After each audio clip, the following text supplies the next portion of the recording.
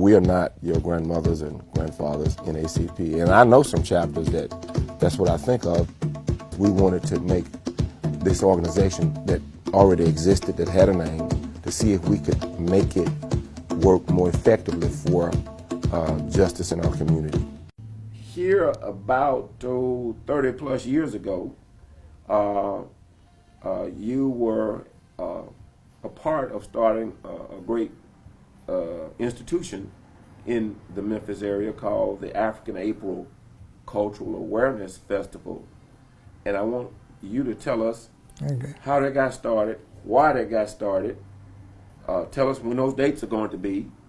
It usually comes right before the Easter holidays, doesn't it? Absolutely. And just tell us about that, and share with us anything that you think is important that we need to know, and make sure that our listeners, and we have about 5,000 followers on Facebook, and probably hundreds, if not thousands or more, that other people share with. Absolutely. And so people in this area depend in part on Crittenden County NAACP for its local news.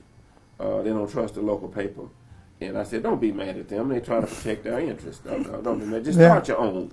Build your own. Stop fussing and arguing with other folks about what they're doing. That's what African April. You had Memphis in May. Right. So rather than get angry with the Memphis and May people about not including what we wanted included, start your own. Talk to us about that. Okay, stop complaining what people won't do for you, do something for yourself. There you go. Well, I had been involved with the NAACP, Walk with Martin Luther King, been with Jesse Jackson in Memphis and the lawyers and boycotting and going to the Black Studies Conference and to Africa.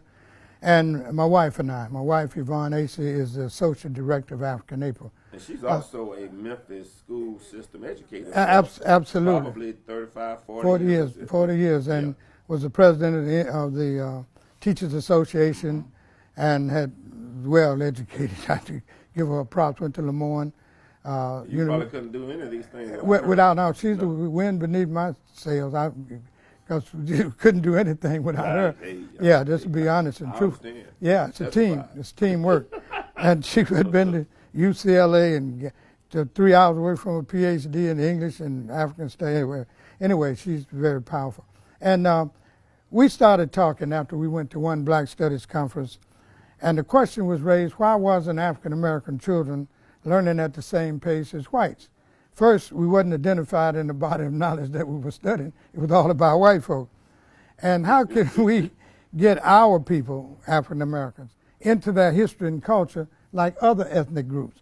The Italians got a festival, the Greeks got a festival, the Jewish people got a festival, Chinese people, the Indian, Irish, everybody got a festival. Well, why? Because culture is important. Culture is to a people what water is to a fish. If you take a people out of culture, take a fish out of the water, what happens to the fish? It'll die. It'll die. So if you take people out of the culture, what happens to the people? They die. They die. Their life outcomes. Well, they die spiritually, mentally, education, knowledge about self. Self-knowledge is important. Yes. So one thing I used to teach in my class, we've all been victimized by this educational system. My first year, from 1st through 12th grade, all they taught us was about what white people did. Nothing about Africa. Same here. Same everywhere. So what happens with that is that you have somebody else's mind inside your head, which means you're out of your mind. Because you got somebody, okay. You got somebody else's mind inside your head. Which means you're out of your mind. You're out of your mind. Oh, man. So our job was to put you back in your right mind. And the way we do that is teach you about your history and culture. That'll get you back. We're like freshwater fish been put in salt water. And once you put a freshwater fish in salt water, he loses his balance. He's not agile. He loses direction. But if you take that freshwater fish out of the salt water, put it back in freshwater, he begins to swim. His color will come back. He will grow and develop mentally, psychologically, spiritually, and everything once they learn the culture and practice it. You have to practice what you know. You don't just know it, you have to practice it. You have to wear the African clothes. You have to talk about Africa. And you can't lead where you don't go. You can't teach what you don't know. So once you find out about you, then you become in charge of yourself. So that's the first process of moving forward. 1986, 33 years ago. So we went down, so my wife said, we just sitting there talking and said, what are we going to do? Let's start a festival. So we're going to trick black people into their culture. We like to dance. They like clothes. They flashy. And we know everything started in Africa, you know. So she said, well, let's call it, when we going to do it? So that's Memphis in May. She said, well, let's do it in April. I said, that's good, April. That's a good year. So then it's a cultural festival. We're going to celebrate an African country each year. And she said, well, what are we going to call it? She said, well, let's call it Africa in April, Cultural Awareness Festival. That was the whole idea. Sure. I said, fantastic. Now, if you know anything about letters and numerology, our last name starts with an A. Africa starts with an A. April starts with an A. And that's when everything is being born and coming into being. So it was a perfect match. Africa in April, Cultural Awareness Festival. So we go down on Beale Street, 5 of us, 1986, with our African clothes on and some drums. So this is the African festival. African April. Started from there. Started with no money, no anything but the idea. And what you learn... And you know, that's important for the listeners to understand is that you start with a vision. You don't start with the vision. Oh, yeah, money yeah. Is a tool. Yeah, it's a tool. It's just a tool. The vision the vision is it. Is it. Is it. And without the vision, we would... perish. So, okay. Yeah. So that was the whole idea, was to build this house, if you will, cultural house for our people. Yes. And we started, very humble. We met at Lemoyne, didn't have an office, didn't have any money, but the idea is money. See, people don't understand that. Idea is money. That's your capital. That's the capital. Yes, That's sir. the capital. So we just continued and been consistent. And every year we got more and more people joining. Still didn't have any money. But we didn't have an office. So Lemoyne, wherever we could meet, we met. But we galvanized that organization and finally moved and got our 501(c) and began to pull more people into the organization. You stay consistent. You got to be consistent. You got to stay consistent. See, you got, no matter if it's 5 people, you remain consistent. Yeah, you got to keep your eyes on the prize. Yes. See, the prize was to build a house. And we got $5,000 from Mayor Hackett. And there were some people in the committee, you know, all of them don't have the commitment you have. And they said, well, we're going to split the money. I said, what money? Split the money how? Yeah, well, we need to get paid for doing this or going. I said, no. They said, well, I said, I'm not getting nothing. It's not about the money.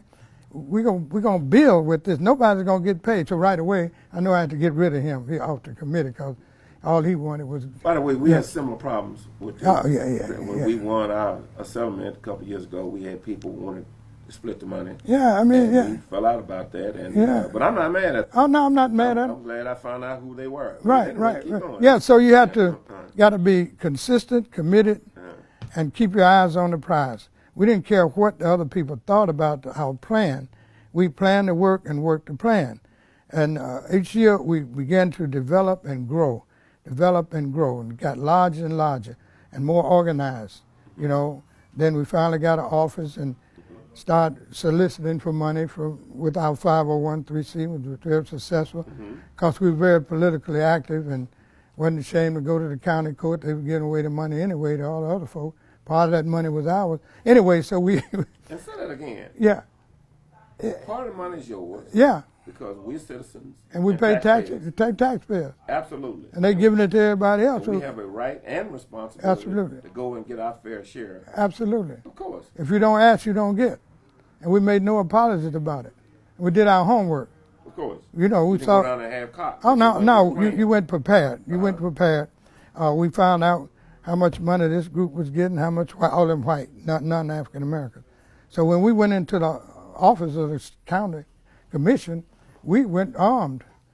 So they said, well, I don't know how much, we can't give you much. You make sure you went armed with ideas. Armed with the knowledge. Be careful because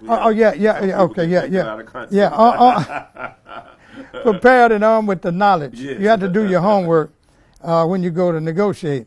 Because you can't send nobody to the meat house, a hungry dog to the meat house to negotiate. They'll take the first bone they throw out. So you got to be prepared and knowledgeable. So anyway, we kind of convinced them that, look, you giving Memphis in May or whatever, and we just a little organization. We just want to share.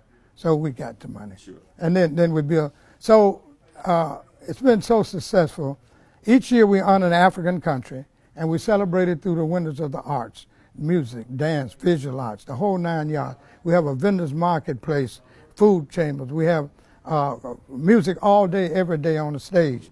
Reggae, jazz, blues, gospel, spoken word, you name it. Steel drum band. Steel drum band that came from Trinidad. Yes. We have Trinidad. Oh man, and we leverage the money we had. We leverage our influence. Yes. You know, you give me $2,000, I'm gonna make 4 out of it. Yes. One way or the other. You connect with the community. 4 you make 8, 8 you make 16, 16 you make after a while you $1 million. You $1 million. So the money gonna come. Sure. If you do the right thing, sponsors give you money, you tell them what you're gonna do with it, and you do it. Sure. These vendors you see on this pamphlet I got, yes. every one of them, when they give us some money, I tell them we're gonna put them on the panel, we're gonna give them the credit for it, and we're gonna do it. I don't have to worry about it. When they come, they're gonna see it, because that's what I'm gonna spend the money for. Well, you know, you do a number of events. I think the first day. Oh yes, you yes. have a big reception. Are you still having it out at the Holiday Inn? Yeah, yes, at the yeah. University of Memphis. Yeah. Well, once we start growing. So, our corporate sponsors, we said we need to do something. I have a board too, by the way. We said let's do something for our corporate sponsors and our African dignitaries that come to visit us from Africa yes. and everywhere. And that way, we're gonna have a luncheon. We're going to call it International Entrepreneurs Business Luncheon. And that's on the 17th of this year of April at the Holiday Inn at the University of Memphis. Each year we honor a distinguished person in our community called our Executive of the Year. And this year is Dr. Alta Stewart. Her credentials are so long. She's an African American, worked at the University of Tennessee in psychiatry, health science, and she's going to win some huge award coming up later on this year. Now, will she be at that? Yeah. Well, she just informed me that she couldn't come, but she's sending a representative. She'd be out of the country, but we still gonna honor her. Sure. And somebody gonna accept for the featured nation this year. What was it last year? It was Equatorial Guinea. Equatorial Guinea. This year it's Nigeria, the Federal Republic of Nigeria. The Federal Republic of Nigeria. Now, yes. Our people don't realize that Nigeria is the largest nation in on the that African continent. Close to 200 million people. 200 million people. And it used to be, I'm not sure if they are now, they used to be the 4th or 5th largest oil producer in the world. Absolutely still. They still are. Yeah, yeah. And, you know, and a lot of African Americans today can trace their ancestry back to West Africa. Absolutely. A lot to Nigeria. Right. And I found that probably 80% of Africans that I meet are from Nigeria. Yeah. And we have a large Nigerian population in Memphis, and they're planning some big things for the festival. That's the luncheon, Entrepreneurs Luncheon. And after that, on the 18th is what we call our vendor setup day. Vendors come from Africa, they come from all over the United States with their goods and services, and the health facilities come, they set up booths for free health screenings, and they sell the shea butter, everything. And the musicians come, everything. There was one group that used to come from Atlanta. I think they were the Black Hebrew Israelites. They had the vegetarian soul food. Right. Are they coming this year? Well, I don't know. I had to check with my food vendor coordinator. Yeah. We have a scene. We have a variety of food vendors as well as craft vendors. And that's our setup day on Thursday. Only the vendors come to say, oh yeah, we have a fence around it.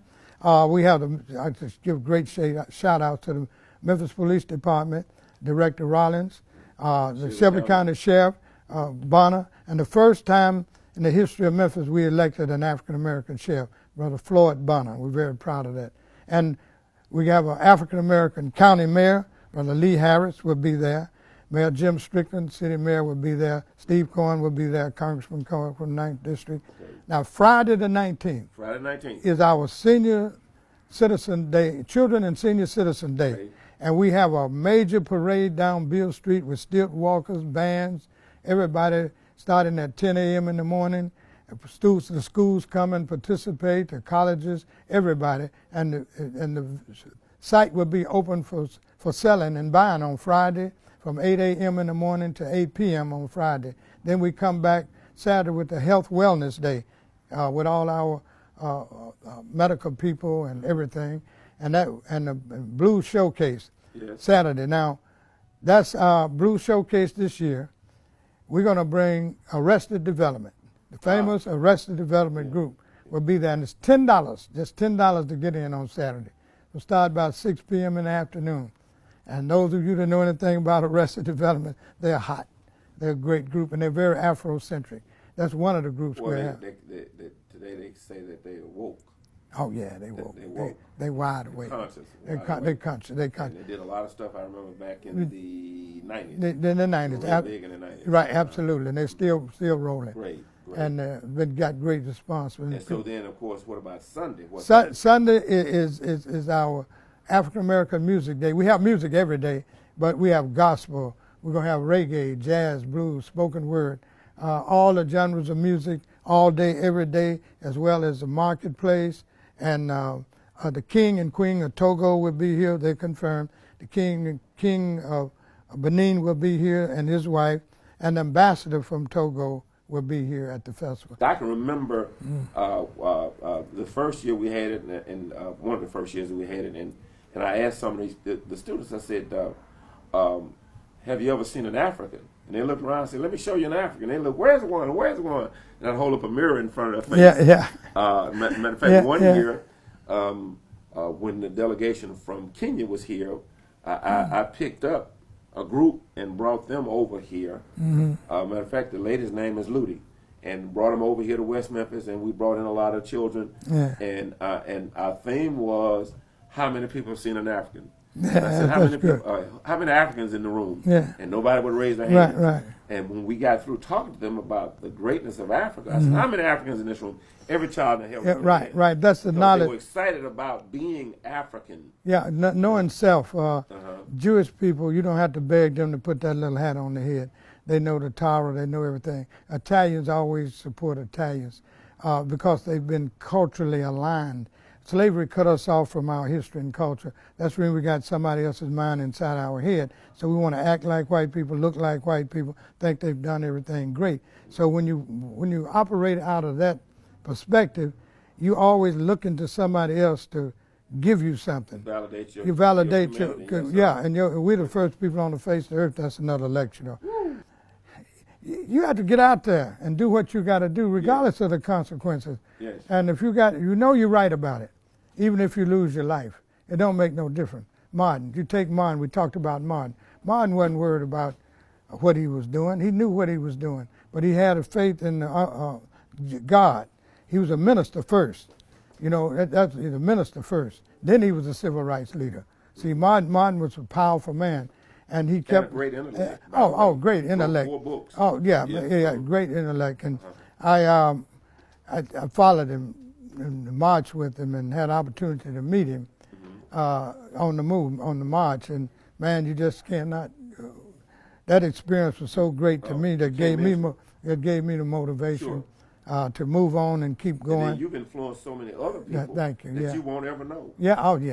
Every day. Thank you. Matter of fact, when I was listening at you and Brother DK and the other people on the talk show here about just 2 weeks ago, I got chill bumps listening, and I said, "Well, I know these guys, but I'm listening at you as elders and as great civil rights icons, not as the person that I know." And I'm going, "Wow."